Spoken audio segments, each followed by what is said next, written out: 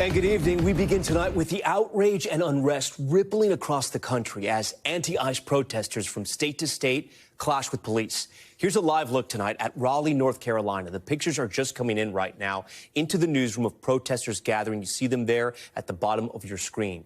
Los Angeles, the epicenter of these demonstrations there in downtown, entering a sixth straight day of protest with more violent confrontations erupting overnight. And this chaotic moment appearing to show ICE trucks ramming into a car. They launched smoke devices, detaining the driver at gunpoint. The Department of Homeland Security saying a violent rioter was behind the wheel. ICE agents also arresting this man who they say threw a Molotov cocktail at law enforcement. We'll have the late-breaking details on the more than 200 arrests in Los Angeles. And across the country, the movement picking up speed. In Portland, video showing police launching tear gas at a group of protesters. And this heart-stopping scene in Chicago, when a car drives right through a group of protesters, narrowly missing a woman. There's a lot of news tonight, and we're tracking it all. But first, we want to get right to NBC's Liz Kreutz, who leads us off from Los Angeles. Liz, day 6 of these protests there. Tell us what you're seeing behind you. Yeah, well, Tom, we're again at the federal building where protests are gathering. Police are here trying to make sure that these protesters stay on the sidewalk. And you can see the National Guard, they're staging here. They're doing pretty much what we were told they would be doing, which is providing security for federal immigration officers. Periodically, we're being told to step aside as these ICE agents are driving back and forth here. The protesters tell us that they plan to be out here as long as they are. Tonight, just hours before a curfew takes effect for a second night in downtown Los Angeles, protesters again taking to the streets. Demonstrations opposing ICE immigration enforcement operations now in their 6th straight day. Organizers mobiling across social media. How long do you think this is going to go on? Well, the National Guard said they're going to be here for at least 30 days, so I'd say as long as they're here. Protests overnight in New York, Denver, and Chicago, where a car appears to speed through a crowd of protesters. Texas, Republican Governor Greg Abbott deploying the National Guard. We want to make sure that what has happened in California does not happen in Texas. Back here in L.A., an arrest captured on video. Federal agents boxing in this car, drawing their weapons. Tonight, DHS telling us it was a targeted arrest of a violent rioter who punched a Customs and Border Protections officer and attempted to flee. Well, tonight, DOJ announcing charges against 2 protesters for allegedly possessing Molotov cocktails, including a man in the U.S. illegally who they say threw this one at police. He's now charged with attempted murder, and the U.S. attorney reviewing other protest videos. They think the mask is saving them. It's not saving them. We're coming after all these people. So let's be clear. This is the beginning, not the end. Meanwhile, business owners boarding up their stores, some heavily armed and standing guard after the city says more than 20 stores were looted since Friday, costing millions of dollars in damage. Just next door, dozens of people broke in. All after another dramatic night in downtown L.A. Protests again erupting at L.A.'s federal building, with some demonstrators then briefly making their way onto a major freeway. The police response overwhelming. This is now the second time in 3 days that the highway has been shut down. This is Highway 101. You can see these patrol cars here stopping southbound traffic during rush hour. Police corralling the protesters on a nearby street. Okay, we are witnessing now multiple people get arrested here by CHP officers. They're out on the freeway, blocking traffic, blocking people out on the freeway. One by one, the protesters' hands zip-tied and lined up, preparing to be loaded onto buses. This is definitely a change of tactic from what we've seen over the past few days, with officers now detaining many protesters. As L.A. gears up for the arrival of Marines deployed by President Trump to protect ICE agents, California Democratic Governor Gavin Newsom blaming the president for what he called a brazen abuse of power. California may be first, but it clearly will not end here. Other states are next. Democracy is next. Democracy is under assault before our eyes. This moment we have feared has arrived. Today, the White House firing back. Mayor Bass and Governor Newsom fanned the flames and demonized our brave ICE officers. Instead of defending their city and their state, Kreutz joins us tonight. She's back with us live from Los Angeles. Liz, you mentioned the curfew there, right? Talk to me about when does the curfew start, and city officials think it's already having an impact? Yeah, so it starts at 8 p.m. tonight Pacific time here, and the city is saying that overnight, the first night of the curfew, they had 225 arrests, but none for vandalism or looting, mostly for defying the curfew. So the mayor is trying to say that shows the curfew is working. And as we said before, so far we are seeing the protesters trying to stay off the sidewalk, unlike yesterday where they were really taking over the streets. But there are more protests planned tonight, Tom, including one in Paramount. That is where clashes happened on Saturday and where that curfew is not in effect tonight, Tom. Okay, Liz Kreutz leading us off like she has been all week. We appreciate that. We now head to that developing story out of Ohio where a chemical leak at an explosives manufacturing plant has created a toxic cloud over the area, forcing evacuations in the southeastern part of the state. Samantha Bender from our Columbus affiliate WCMH joins us tonight from outside that plant. Samantha, first we want to tell our viewers it's obviously safe for you to be there, but I know a lot of people that live there are concerned about their health when that thing first went into the air. Absolutely. They are concerned about the lingering health impacts. Things at the plant here tonight are much more quiet, a much different scene from this morning after 3,000 gallons of nitric acid leaked, causing a massive chemical plume. Now, this plant manufactures materials that go into blast powder and dynamite. I do want to take you back to how this all unfolded. The chemical leak originated from the Austin Powder Red Diamond plant after an unexpected release of nitrogen oxide. The Emergency Management Agency here tells us there were 3,000 gallons of nitric acid leaking from a 5,000-gallon tank. That nitric acid mixed with the air, causing a chemical reaction and producing nitric oxide. Hazardous materials teams from neighboring counties assisted, and the National Weather Service out of Charleston, West Virginia, has been helping with plume modeling. Now, pictures sent to us from viewers just show the sky filling earlier today with an orangish-brown gas. This sent residents into a mass panic and forced many of them out of their homes. Like I said, some said they're worried about these lingering health impacts and how it'll impact their drinking water. But as of now, officials say they have no reports of injuries, and the health department has confirmed the water is safe for drinking. Austin Powder has also confirmed the plume in the air is dissipating. It's actively being monitored. There are no signs of that smoke anywhere near the plant anymore. According to the plant, air quality modeling shows that preliminary nitrogen oxide concentration levels at the plant's fence line were below health hazard thresholds. Now, the evacuation order has since been lifted, but the FAA still does have temporary flight restrictions in place for this area through tomorrow morning. Tom. All right, Samantha, from our affiliate there in Columbus, Ohio, WCMH, we thank you so much for your help on that one. Back here in New York, a wild day in court. The jury in the criminal retrial of disgraced Hollywood mogul Harvey Weinstein delivering a partial verdict and hitting at a whole lot of drama inside the jury room. The jury finding Weinstein guilty on one count, not guilty on the other, and refusing to return a verdict on the third. Our Chloe Malas speaking exclusively tonight with one of Weinstein's accusers.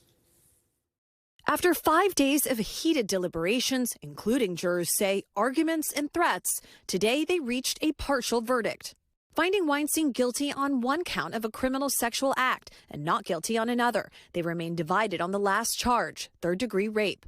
That not guilty verdict concerns an allegation from Kaya Sokola, a former model who said Weinstein forced oral sex on her in 2006. There's no win or lose for me. I was not the one who was on the trial. We have one life to live. And if we won't fight for our own justice, then who will? Sokola, one of 3 accusers to testify during this latest trial. His 2020 trial, which resulted in a conviction for rape and sexual assault, was overturned by New York's highest court last year. Harvey Weinstein has maintained all along that all of these relationships with all of the women were consensual. What message do you have for him today? The same message that I had to his lawyer, that they should be ashamed of themselves. Sokola's attorney saying despite the verdict, her testimony was crucial. I don't know that it would have resulted in this conviction if Kaya didn't testify. And so it's a victory no matter what. Last week, Weinstein speaking out in a phone interview. I acted immorally by actions that were stupid, you know what I mean, but never illegal, never criminal. Sokola says as this chapter now closes, she's focused on getting back to her dreams of filmmaking. I know that you are running a production company. You are getting back to your love of filmmaking and working in Hollywood again. So talk to me about those projects and what does healing in the future look like for you? Healing means doing what I love and being able to be a helpful member of society, being a producer that listens to others, respects others, treats people with dignity that they deserve. Because, you know, that's what I was hoping for when I met Harvey Weinstein, and it didn't turn out that way. When you look back at this trial, it doesn't sound like you regret taking part in it. Absolutely not. Absolutely not. You know, I did it not to prove Harvey guilty, because I don't have anything to prove to anyone. Nothing will change that. All right, with that, Chloe Malas joins us now, along with Danny Savalos, her NBC News legal analyst. Thank you for both being here tonight. Chloe, I'm going to start with you. I know you have some new reporting on a possible plea deal. That's right. So we know that the jurors are going to be going back tomorrow at 10 a.m. to deliberate on that charge when it comes to Jessica Mann. But a source close to Weinstein telling me tonight that the judge does not want a hung jury on any charge and may urge Weinstein to take a plea deal, which, if he does, could see him get perhaps a more lenient sentence. So, Danny, you know, I was listening to Chloe's report in the newsroom. We were getting the reports back from her and her team. This sounded strange, what was happening with the jury. Is this normal? I mean, threats of violence, the judge reading out the verdicts before they're all decided upon it. It seemed at least new to us. Every judge has to deal with eccentric jurors from time to time, but most of the time, judges and lawyers like me are contending with apathy, not jurors who are at odds with each other and want to actually sometimes physically fight. Most of the time, you're dealing with a juror who's falling asleep. So, yes, it does happen. Jurors get in fights. They argue. In a sense, as an attorney, it's probably good news that they care that much about the case. But on the other hand, that's something you have to watch and manage very closely as a judge, lest some of these jurors become physically fearful for their safety. And the breaking up of the charges, announcing some but not others, that's normal? I wouldn't say it's normal, but partial verdicts or these kinds of verdicts where the jury returns as to some but not all are not completely uncommon. And especially in a case like this, where you could divide up each of the victims' stories as discrete allegations standing alone by themselves. Chloe, I was watching your interview there, and I was just thinking, this woman has accused Harvey Weinstein of sexual assault, right? Prosecutors brought her in new to this case, and the jury ultimately didn't believe her. What does that feel like for her? So I talked about this with her just a little while ago in our interview, and she said that this was a team effort, along with Mimi Haley, who he was convicted on, along with Jessica Mann. Look at the totality of the verdict, she says, in the case. Don't look at them as individual stories, although that's what Weinstein's defense team wants you to look at this and wanted the jury to look at it that way, that if it was a win on one verdict, it's a win for all. Chloe had pointed this out in her report. Kaya was not there in the original trial. They brought her in. Was that a mistake from prosecutors? No, not necessarily, because they did secure a conviction. But at the same time, you know, for each victim that you bring in, they have expectations. And the prosecutor needs to manage those expectations. And now, of course, you have now someone who has become a victim and feels not vindicated. Danny Savalos, Chloe Malas, so great to have you guys both in the studio. We thank you for that. We also have some breaking news tonight in the case of Mahmoud Khalil, the Columbia University graduate student detained by immigration authorities in March. Tonight, a judge ruling the Trump administration cannot deport or detain him based on that determination by Secretary of State Marco Rubio that he posed a risk to national security. Our Stephen Romo is live for us here in New York City with the latest on this. This is pretty big news, Stephen. Yeah, Tom, it sure is. And what was unusual about this is that Khalil was a green card holder at the time that he was detained. But the Trump administration, namely Secretary Rubio, saying that they can make the determination that if he was a threat to foreign policy, that he can be deported. It's all related to Khalil's activities for those massive protests that we covered at Columbia University. They were basically saying that he was siding with Hamas in that and that they believe he is a danger to the country. But this federal judge out of New Jersey is saying their application of that law is just too vague. In fact, that judge is saying not only can he not be deported, the judge saying that he cannot be detained. Now, that ruling will take effect on Friday to give the Department of Homeland Security some time to appeal this. It's not clear yet if he would be released. That he has a hearing with a judge in Louisiana on his immigration status on Friday as well. So we'll have to wait and see exactly how that pans out. But this could be a big move in that case. And then, Stephen, while I have you here, Khalil was not the only person the Trump administration tried to remove using this policy. Does this mean there are other immigrants safe now, too, that may not be deported? I mean, is this going to set a precedent? Yeah, that's a great question. Something that NBC News legal analyst Danny Ceballos has actually talked to us about, saying that judge's ruling right now only applies to Khalil's case. But for other detainees who are in similar situations, this could open the door to them arguing the same things that Khalil's attorneys have done for this federal judge in New Jersey. And it could potentially mean similar outcomes for their case. We'll just have to wait and see. All right, Stephen Romo on that breaking news. Stephen, we thank you. And we are back now with an update on Karen Reed's retrial for the murder of her boyfriend, John O'Keefe. The defense team resting their case today without Reed taking the stand, but she did talk to reporters outside of court. Here's Emily Aketa. After nearly 2 months of testimony, Karen Reed's murder trial redo entering its final stretch in Massachusetts. Do you think your case is stronger this time? I thought it was strong last year. It's stronger, yes. The defense resting its case today, arguing the police investigation was riddled with errors, and Reed never struck her police officer boyfriend, John O'Keefe, with her car. Reed's lawyers pointing to crash recreation tests, contending O'Keefe's injuries don't line up with the collision prosecutors allege. It's inconsistent with the evidence we have, with the actual abrasions to the arm. Multiple defense experts telling the jury the gashes on O'Keefe's arm look more like an animal bite. One person not taking the stand, Karen Reed herself. They have heard my interview clips. They've heard my voice. From TV interview clips. I mean, I didn't think I hit him, but could I have clipped him? To voicemails the night O'Keefe died, played for the jury by the prosecution.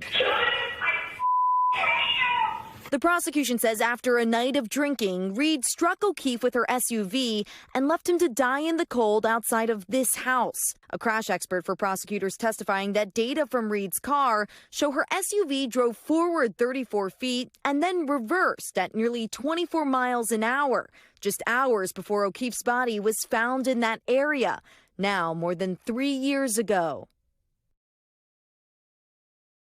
Okay, Emily Aketa joins us now on set. So, Emily, I do want to ask you, closing arguments are next. Do we know when that's going to start? Yeah, that's expected to start on Friday, and then the case will go to the jury, and they are left to consider a mountain of evidence and nearly 2 months of testimony. Remember, this will be the second time that Karen Reed's fate is deliberated after her first trial ended in a hung jury last year. And then she spoke outside of court. She's been doing that a lot. We heard a little bit in your report there at the top. What else did she say? Yeah, almost every day she's been speaking to the media outside of the courthouse while she did not take the stand in her own defense. She said that she feels like this time around the case was stronger than last year, saying that she feels like they laid out the case even better and they had even stronger witnesses. The defense relying on almost double the number of witnesses they used compared to the first trial. Okay, Emily Aketa, we're getting close to a verdict. We'll see.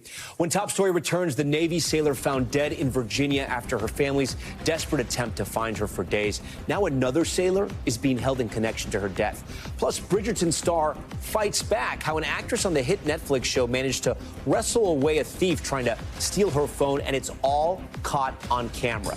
But first tonight, Top Story's top moment, an emotional surprise for one graduate from her son serving in the armies overseas. Air Force veteran Sabrina Hill was lining up to graduate college when she looked up and saw this. Oh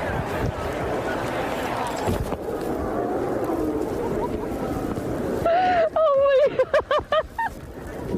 You made it!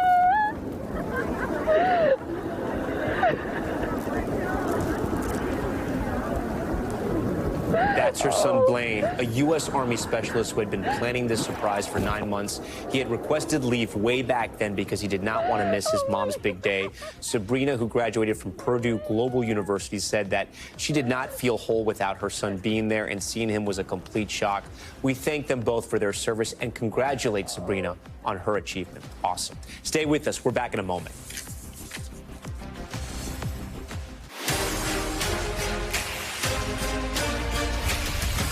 All right, we are back now with Top Story's newsfeed, starting with U.S. officials preparing to evacuate the U.S. Embassy in Baghdad. Members of the State Department tell NBC News this would be all for non-essential personnel, but declined to elaborate on the reason behind the move. It comes as tensions in the region rise with nuclear talks between the U.S. and Iran appearing to reach an impasse. And terrifying video capturing the moment a Corvette goes airborne at a racetrack in Illinois. Check this out. A drag racer was on a high-speed test drive when suddenly his car goes flying into the air, flips and tumbles into an embankment. That driver miraculously walking away only with minor injuries from the crash. He credits the car's safety gear for saving his life. A Bridgerton star caught on camera fighting off a thief who attempted to steal her phone. London police just releasing video of the incident from back in February. You see it here. The footage capturing actress Genevieve Chenor standing in a cafe. You see her phone lying right next to her. Well, that's when the thief comes from behind and attempts to snatch it. She fights back while another person also steps in. That suspect now faces theft and assault charges. Okay, the U.S. Postal Service releasing a new report revealing that dog attacks on mail carriers have reached a 7-year high. Data shows at least 6,000 dog attacks were recorded last year, with the highest number of incidents reported in the Midwest. In 2024, Los Angeles ranked #1 for most attacks on postal workers. The U.S. Postal Service releases their dog incident report annually. To Washington now, where President Trump and former top ally Elon Musk may be smoothing things over after their very messy and public fallout. Musk posting an apology to X late last night, and the president seeming to accept it this morning. Here's NBC's Peter Alexander with insider reporting on how this high-profile makeup was negotiated. Tonight, after that explosive public feud where Elon Musk launched several personal attacks against President Trump, the world's richest man is now apologizing to the world's most powerful man, looking to bury their bitter back and forth. Musk early this morning backing away from some of his online attacks, posting this apology. "I regret some of my posts about President Trump last week. They went too far." The president today telling the New York Post, quote, "I thought it was very nice that he did that." Earlier saying, "I have no hard feelings. I was really surprised that happened." And tonight, new details about the private personal diplomacy aimed at repairing their relationship. The New York Times reports Musk called President Trump Monday night, according to 3 people briefed on the conversation. And NBC News learning last Friday, Vice President Vance and the president's chief of staff, Susie Wiles, spoke to Musk, pushing him to end the feud, according to 2 sources familiar with the matter. Vance had publicly called on Musk to back down. I'm always going to be loyal to the president, and I hope that eventually Elon kind of comes back into the fold. All of it following the dramatic blow-up just days after the president hosted that Oval Office send-off, giving Musk the key to the White House. I look forward to continuing to be a friend and advisor to the president. Peter Alexander joins us tonight from the White House. Peter, the president is also ramping up for his and this weekend's military parade, but that event could be drowned out by thousands of rallies being also planned across the country. What more do we know about that? Yeah, some of those protests saying they are no king protests, accusing him of being, in effect, a monarch. The preparations here, Tom, are visible across Washington right now, preparing again for that parade that'll happen this Saturday evening. It celebrates the U.S. Army's 205th anniversary. That just so happens to coincide with President Trump's 79th birthday. The Army officials we're speaking to estimate as many as 200,000 people are expected to attend. Clearly, not everybody, though, is celebrating. Security being ramped up due to concerns about potential protests, counter-protests as well. Already, as I've driven around the district, you can see miles of fencing. There are likely to be drones flying overhead, providing some surveillance here. And tonight, President Trump and the First Lady, they spoke about this. They're attending the opening night of Les Miserables at the Kennedy Center. It's the first show the president is attending since replacing the entire board of trustees there and naming himself as the Kennedy Center's chairman. It hasn't gone unnoticed, Tom, that Les Mis is a musical set against the background of revolution and protest. Those student-led demonstrations against the French monarchy, of course, just as President Trump is facing widespread protests here for his immigration crackdown nationwide. Tom. All right, Peter Alexander, we were just seeing some of the rehearsals going on in D.C. right now. Peter, we thank you for your report. Right now, the Trump administration's mass deportation efforts are ramping up across the country, including an undocumented man arrested at a car wash as his 7-year-old son cried out to him, plus some new polling on the president and his deportation programs. NBC's Gabe Gutierrez has this one. A 7-year-old boy crying out to his father, who'd just been taken into custody by ICE agents at a car wash in Los Angeles. That man undocumented. Another one of his sons, who is a U.S. citizen, just turned 16. Says it easy. He brought a lot of joy to my house. And now I feel that without him, the house feels dead. Also in California, this video shows ICE agents chasing down a farm worker. One woman recording on her cell phone when she's confronted by an immigration officer. We're doing our job. You can do whatever you like, but please stand back. In Omaha, the new Democratic mayor's office says ICE detained nearly 80 people at a meatpacking plant. The raid so sudden, workers' lunch boxes were left behind. I don't know why Omaha was targeted. There were 11 million illegal border crossings during the Biden administration. Tonight, President Trump is ramping up his mass deportation plan. Nobody can understand why they allowed people to come into our country totally unvetted, unchecked. The Department of Homeland Security saying in L.A. this week, ICE agents arrested undocumented immigrants with convictions for murder, child molestation, domestic violence, and other serious felonies. A new poll finding a majority of Americans, 54%, approve of the president's deportation program.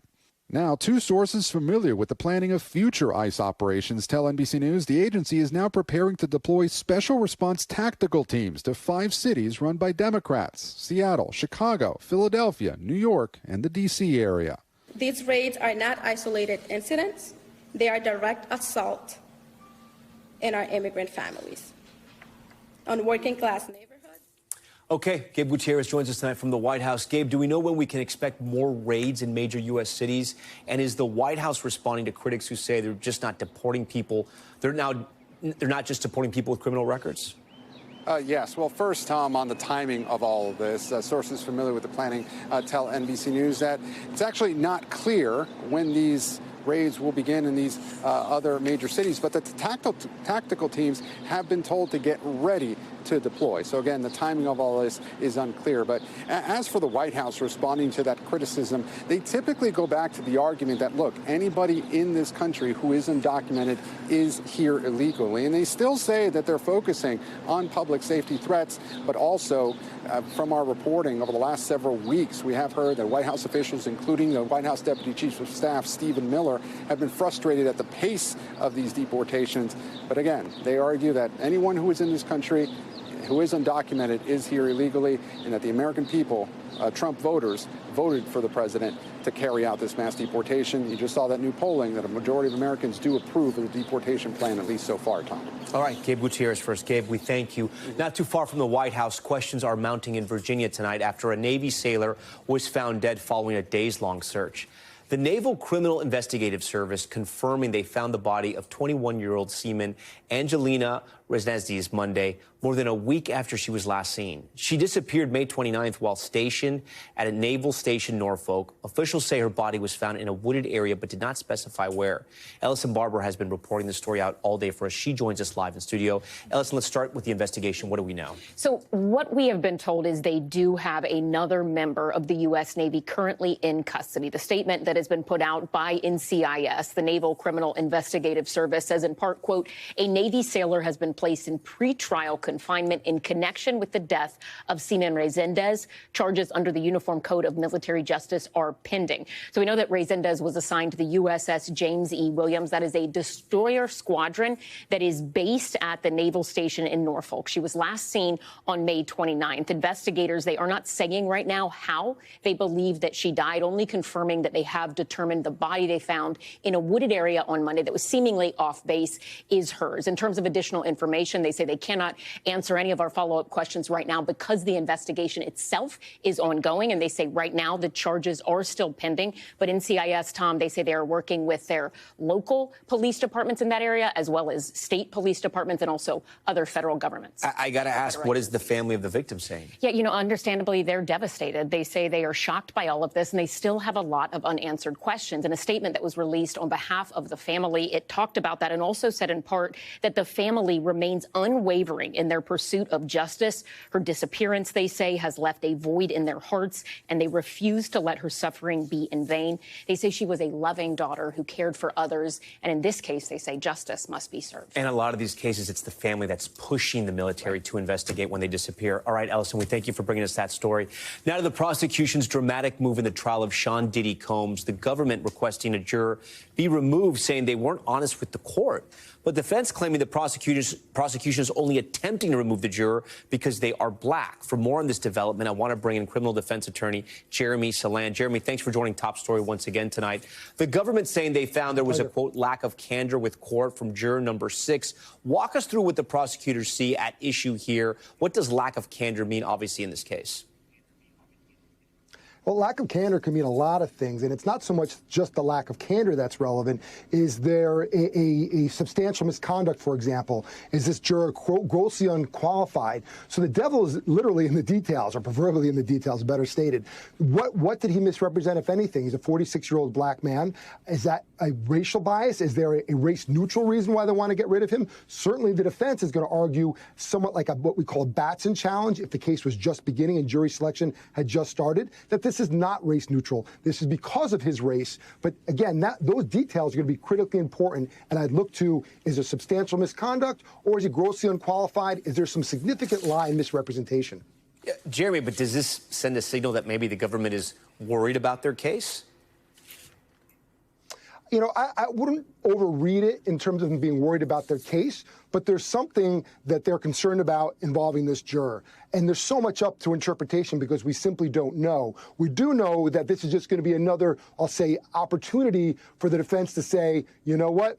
You're biasing this jury. You're taking the wrong steps. There needs to be a mistrial, and we're going to make that request, certainly if the judge decides to remove the juror. And if the judge decides to do so, I remind people that there are alternate jurors, and an alternate juror, whoever's next in line, will take that juror's place, juror 6. So I got to ask you, right, we had some issues. Chloe Molas was reporting about a female juror who was looking a lot at Sean Diddy Combs during the trial, maybe making some weird facial gestures. The judge admonished Diddy, I think it was last week, threatening to kick him out of the trial. And now you have this. I mean, is this all setting up for a mistrial?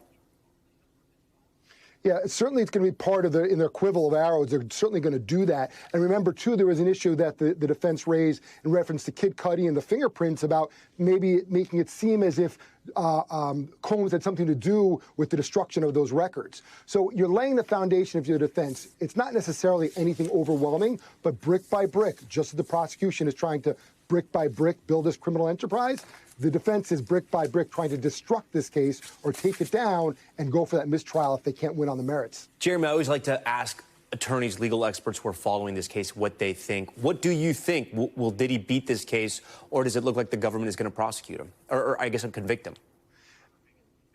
Right. You know, when you have these situations, a win is not necessarily a win for the defense, meaning even if the jury, even if the prosecution can't prove beyond a reasonable doubt that RICO piece, that life in prison, the criminal enterprise, that structure, there's still a major risk to a 55-year-old man, or any man for that matter, to be convicted on that lesser charge, and I use my air quotes here, because you're facing 15 years or more in prison on the sex trafficking and up to 10 years on the prostitution charge and transportation. So he can win, meaning Diddy, but he can lose. So it's not all black and white.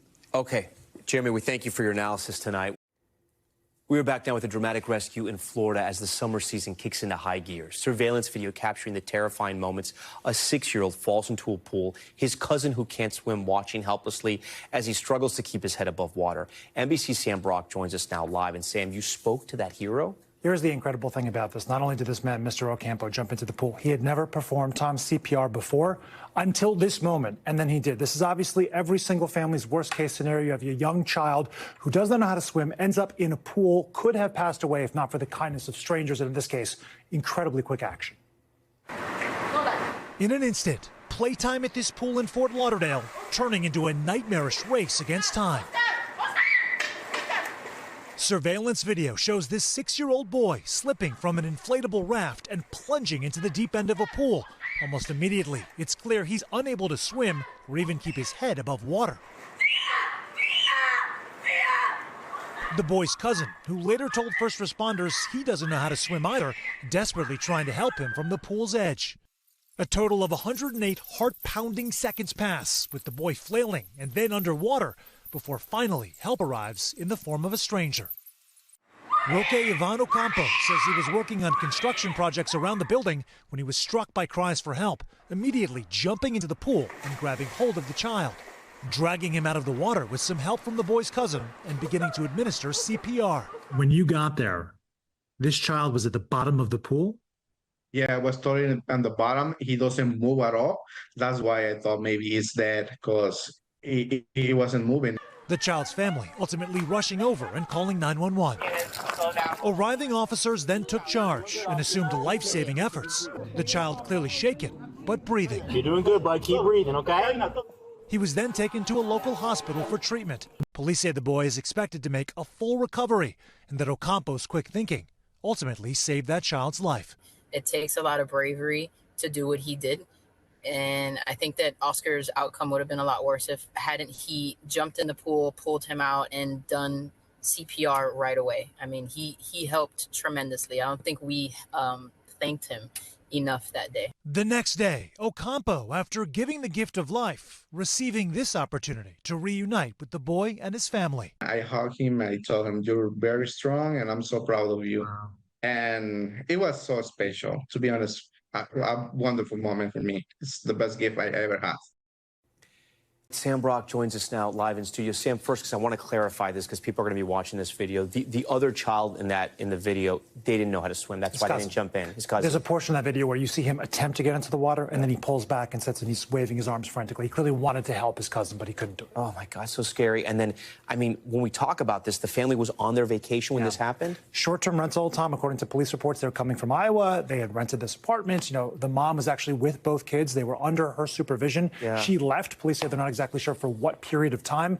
Then this happens, and you think about the fact that every single year we do these stories where we tell families, do not leave children that cannot swim unattended, even for a second, because something like this, 300-plus kids a year die from drowning. This is the kind of circumstance where it can happen. You don't have to be a parent to watch that video and just be totally just terrified. Okay, Sam, thank you for bringing us. Good story. Glad they rescued him. Okay, time to head overseas and Top Stories Global Watch. We're going to start with the violent anti-immigration riots in Northern Ireland. Video shows cars and houses torched, more than a dozen officers injured after being attacked with Molotov cocktails, bricks and fireworks. The unrest breaking out after two 14-year-old boys were arrested accused of sexually assaulting a teen girl. The BBC reporting the boys had a Romanian interpreter in court, which triggered the anti-immigration demonstrations. Police say they are investigating racially motivated hate crimes throughout that region.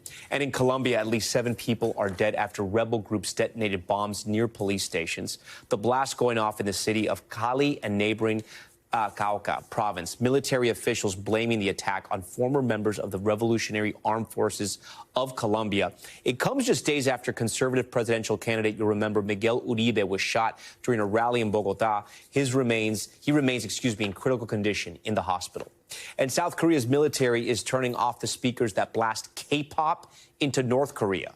Officials suspending their broadcast near the border in an effort to improve relations between the two countries. South Korea's new president, who took office earlier this month, says he would like to ease tensions and build trust throughout his term.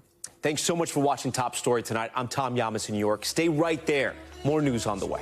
We thank you for watching. And remember, stay updated on breaking news and top stories on the NBC News app or watch live on our YouTube channel.